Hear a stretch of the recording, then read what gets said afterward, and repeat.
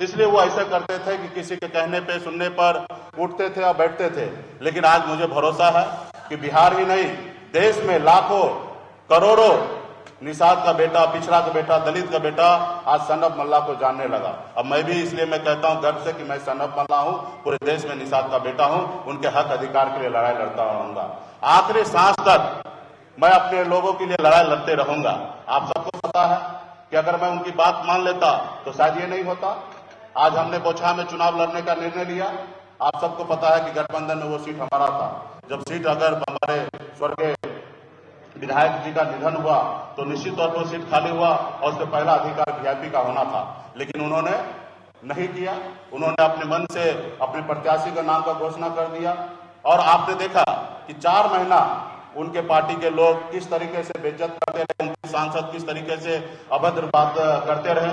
मैं सुनते रहा क्योंकि मुझे वहां पे चुनाव लड़ना था। आज हमें लोग टारगेट कर रहे हैं कि आप उत्तर प्रदेश में चुनाव लड़े, देश के प्रधानमंत्री जी को लेकर विरोध किए। तो भैया आप बताइए, मेरा जो हक अधिकार है वो मैं किससे मांगूंगा? मैं अमेरिका में जाके मांगू या मैं राहुल गांधी जी से मांगू?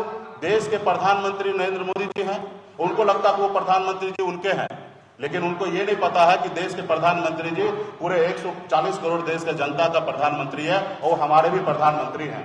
और हम अपने प्रधानमंत्री से अगर जो हमने सोचा था, जो हमारे समाज का हक अधिकार है, वो हम उनसे नहीं मांगे तो किनसे मांगे?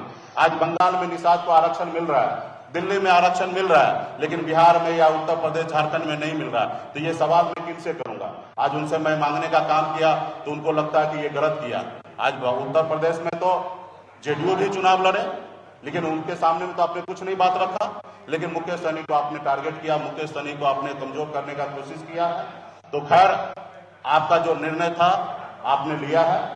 अभी हमें बिहार में बिहार की जनता के लिए, लोगों के लिए काम करने का मौका मिला है। मैं काम करते रहूंगा और आगे बढ़ते रहूंगा। जब तक मेरे शरीर में सांस रहेगा तब तक मैं अपने समाज के हक अधिकार के लिए, अति पिछड़ा के लिए लड़ाई लड़ते रहूंगा। किसी के सामने में कभी नहीं झुकूंगा, चाहे दुनिया का कोई भी ताकत क्यों ना हो। हाँ, कंधे से कंधे मिला के चल सकता हूं। अगर 4 बात अगर आपका मानता हूं तो 4 बात आपको हमारा भी मानना पड़ेगा। अगर आप अगर कहेंगे कि मैं शहंशाह हूं तो मैं इस दुनिया में, इस धरती पर किसी को शहंशाह मानने के लिए तैयार नहीं हूं कि आप चाहे वो जो कर सकते हैं, आप स्वतंत्र है वो सब चीज करने के लिए। तो इसलिए आज जो हुआ है ये कोई बड़ा घटना नहीं है, ये सामान्य घटना है। ये संसार में हमेशा होते रहा। जब गरीब, पिछड़ा, दलित का बेटा आगे बढ़ने का काम किया, आगे अपने लोगों को आगे बढ़ाने का काम किया, तो उनके साथ हमेशा ऐसे होते रहा। आपने अभी हाल फिलहाल में आपने देखा कि चिराग पासवान जी का पार्टी किस तरीके से तोड़ा गया, परिवार में फूट डाला गया, लेकिन क्या हुआ? उससे पहले आपने देखा कि हमारे बिहार के मुख्यमंत्री श्री नीतीश कुमार जी, उनकी पार्टी अरुणाचल प्रदेश में 6 विधायक ले लिए। फिर क्या हुआ? तो ये विधायक पार्टी नहीं बनाया, पार्टी ने विधायक को बनाया। पार्टी में लोग आते जाते रहेंगे, हमारे विचारधारा से पार्टी आगे बढ़ेगा और जिनको एक्सेप्ट होगा वो पार्टी में हमारे विचारधारा से चलेंगे, जिनको नहीं एक्सेप्ट होगा वो अपने रास्ता अलग बनाएंगे। तो वैसे लोगों को भी शुभकामना देते हैं कि थोड़ा पेशेंस रखिए, ईमानदारी के साथ रहिए। आपको जो जनता ने आपको चुन के भेजा है उनके पर भी आप तो भरोसा रखिए। यही नहीं है कि आपको नेम फेम पावर मिल जाए, वही चीज़ है।